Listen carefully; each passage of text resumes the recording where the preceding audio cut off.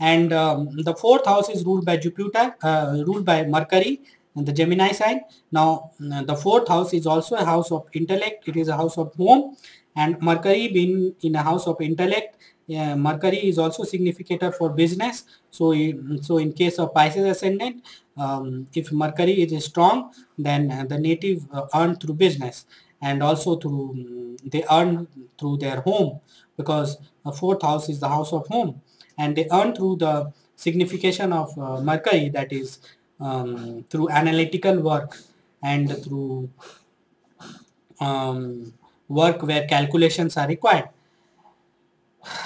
and also they can do well in business. The fifth house in Pisces ascendant is ruled by Moon, and Moon is a sensitive planet. It is also, it rules the watery sign. So what the Moon will do, the mind of the native, that is Jupiter, it is the first house. It is very much expanded, larger than life, and the intellect of the native, that is the Moon, is very much emotional and very much sensitive and very much caring. So they, because the two mind houses are watery house, that is the first and the fifth house, so they should be aware of cheating in their life, because they are very much sensitive, because they are very much emotional. So they should be aware of the practicalities in their life, and so that they are not cheated, they should be aware of their friends.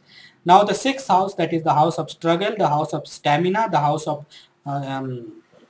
one's power to win over others, and is also a house of um, enemy. It is a house of health. So Sun being a strong and malefic planet does well, because the sixth house is also a Upacha house, and a malefic planet work well in a Upacha house. So sixth house, a malefic planet in the sixth house works well. So if a Pisces ascendant have if a Pisces ascendant have weak lagna, that is the weak in a sense that they have a soft lagna, that is Jupiter, a mystic mind, a spiritual mind, a thinking larger than mind, and fifth house, that is, it is also sensitive watery sign. So what is their advantage? That their second house is a fiery house, that is ruled by Mars. Their sixth house is also a fiery house, that is ruled by Sun, which thinks himself as a king. So they are kingly in their competitions. They are very much powerful, and they are very much, they have got the stamina to struggle, because Sun denotes struggle, Sun denotes the stamina, Sun denotes the fighting power.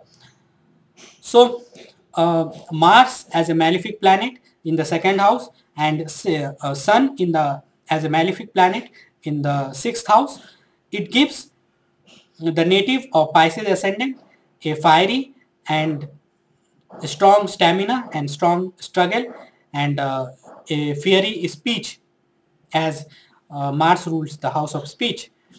And also the first and the third and the fifth house, they are ruled by Venus, Moon and Jupiter. They are benefic planet. So the house of initiation is ruled by benefic planet. So they are very soft in their initiation, but that doesn't mean that they are weak in initiation. Only their nature of approach is soft. But if there is a fiery planet like Mars in the third house, then that will overcome the weakness or the softness of the, not weakness but softness of Venus as a lord of the third house. So a fiery planet in the third house of a Pisces ascendant makes the third house strong. That is required for the third house, a fiery and malefic planet. Now seventh house, it is ruled again by Mercury, that is Virgo. So again it is a benefic planet, and they are very much soft in their relationship. They are very much analytical. They attract a partners. They are a partner who are very much practical, because Pisces are impractical. So their partner, that is totally opposite to them. They are attracted to a partner who is very much practical, who has a firm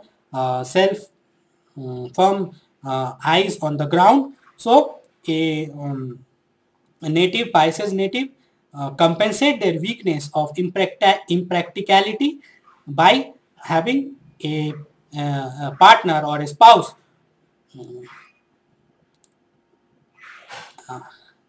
that brings practicality in their life.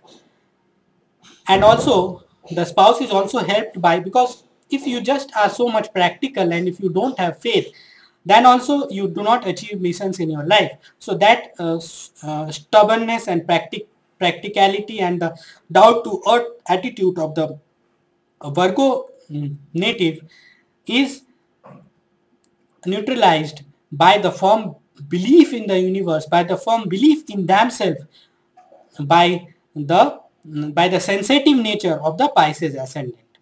And the 8th house is again ruled by Venus. Libra is a very balanced sign, so they get money through others, that is through their wives, through their husbands, that is through their spouse. And here Venus is a planet of romance. Venus is a planet of love. So Venus as a lord of the 8th house is very good, and because it is a planet of sensualism, and 8th house is a house of sensualism, and also others money and also spouse money. So Venus is also significator for money. So Venus being the ruler of the 8th house in Pisces brings a lot of money if it is strong in the natal chart. Now the 9th house is ruled by Mars, again a fiery Mars, a Scorpion Mars, a watery sign Mars. So Mars, that is their father, that is their teacher, their spiritual teachers. So they are also attracted by places which are very away from the native place, like foreign land. And these foreign lands are influenced by the qualities of Mars, that is fairiness, that is being dominant. So in 9th house, if Mars is there, then your gurus and your spiritual teachers and your fathers will be a dominant force in your life, and there will be more male influences, dominant influences, as your father and your father figurely figures and your natural teachers.